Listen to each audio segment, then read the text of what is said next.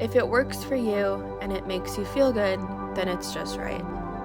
Today we're going to be doing page 1 of 9 of the Bob Ross Happy Little Jigsaw puzzle book. Each puzzle is 96 pieces. This first puzzle is called Distant Mountains. It was found in Bob Ross's Season 14, Episode 1.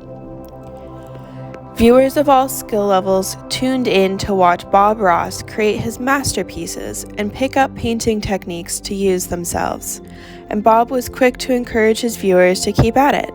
He talked about the letters he received every day from people all over the country who never believed they could create such beautiful paintings.